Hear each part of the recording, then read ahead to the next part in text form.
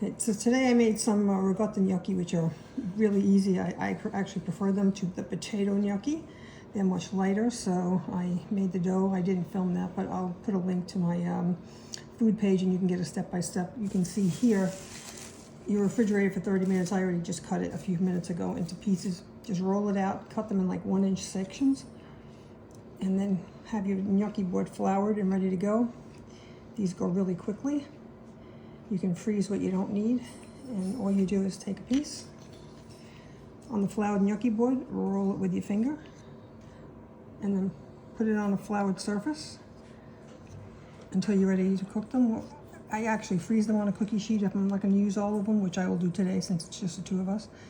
But that's it. It's very simple. You just take it, roll it. You can see the grooves. It catches the sauce really well in the creases. I'll put the recipe up and I'll put a link to the step-by-step if anyone wants it. But these are great, a great alternative when you don't have time to boil the potatoes because the ricotta is always ready. I like the Galbani because it's a little drier. Just put it on a paper towel and let it drain a little bit and you're ready to go. These have to be in the refrigerator 30 minutes, so probably all told takes about an hour to get these ready. And that's about it.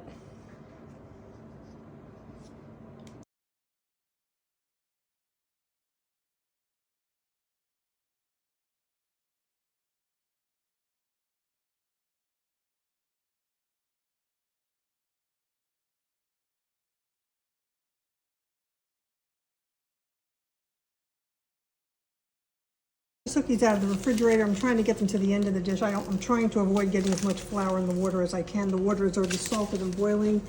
These will probably 2 to 3 minutes once they float to the top. So I'm just trying to get them in all at the same time without scalding my hands, but sometimes that's just not possible. And these are very quick to cook. I already have the gravy behind me and the dishes set up. I'm gonna bake these with some mozzarella, so I'm just waiting I'll give them a quick stir. You'll see once they get stirred, they do float to the top pretty quickly. And that's it. They'll probably take 2 to 3 minutes once they float. So you really just have to kind of taste them and watch them carefully. What I'm going to do is I'm going to strain them with this because they're kind of delicate. I don't know what you want to call it. We call it a scolabasta, but that'll make it a little bit easier to strain them. And then I'm going to put them in this dish over here. And then I'm going to put them in little tiny dishes to put them into the oven. And then they just go into the broiler for a few minutes just to melt the cheese. I have mozzarella cheese ready to go here. I get my cheese at Restaurant Depot and I grate it and freeze it. So this is actually still a little frozen, but it's fine. And that's just about it. Once they're already starting to float now, you can see them starting to float to the top. So once they float, they're almost done. So that's why I say this is really a quick meal. I mean, probably, like I say, an hour from start to finish to make them. I made them on the big side. We'll have some left over too. I'll just, fill up the dishes and then put some mozzarella on them and bake them. But we should have plenty. But you can see how they start to all come up.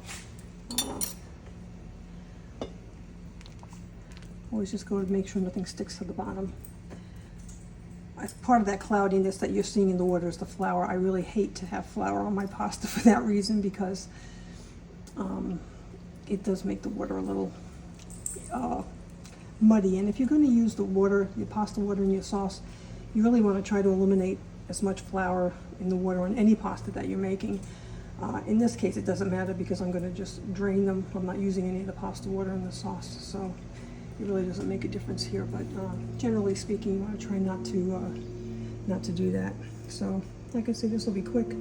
This bowl is much bigger than what I need, but I just grabbed something so I could mix them in there.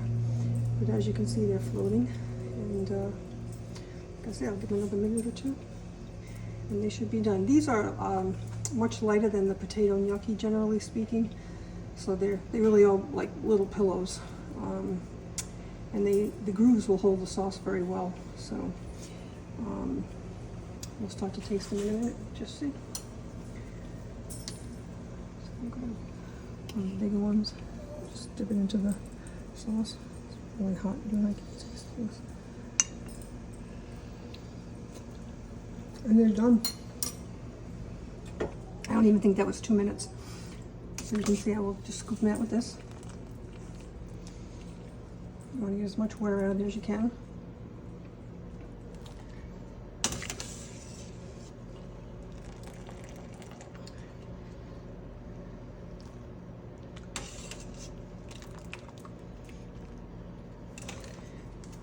Here. And so I have it in the dish. I'm going to put some pecorino cheese on here.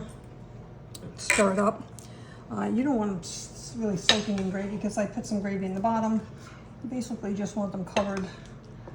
Like I said, we're just going to have some meatballs with this tonight, so I'm going to bake them. So I'm going to put them in individual little dishes. I got these from actually a restaurant supply place. I love these dishes because you can go right into the oven. And that's it. Actually, I made some extra ones for the kids. But, yeah.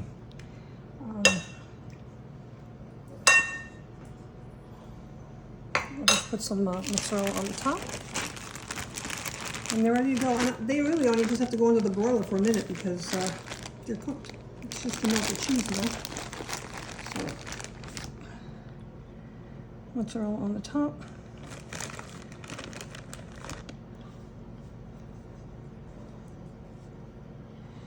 Cheese is still a little bit frozen, but it's fine because in 2 seconds under the broiler it will be done. And that'll be dinner tonight. I'm going to throw just a drop of tomato sauce on the top just so that cheese doesn't burn. Although I tend to like it on the browner side.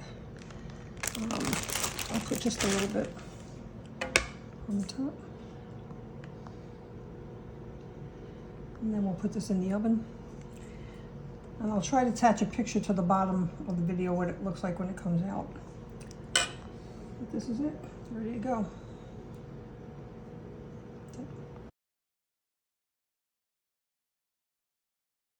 These just came out of the oven and they're ready for the table. They were maybe in there 3 minutes to brown the cheese. And that's about it.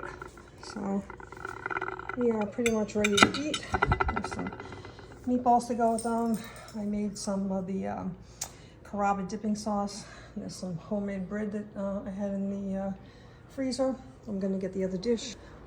What they look like once you take them out, you can see how well they held their shape, honestly. And I have a whole other tray that I'm gonna freeze out of this batch. So it probably will feed at least 4 to 6, depending on if you use it as a main course or a side. But I just want you to see what it looks like here. So you go in and you can see they held their shape beautifully. They absorb all the gravy on the ridges, and it's time to eat dinner. So I hope you enjoyed these videos. I hope you're encouraged to try this recipe. It's very easy. I'll put it up on my Facebook page, Food Fanataholics, and on my own page, Elise's Cooking with Love. And if you want to find the step-by-step, you can find them there. Thanks.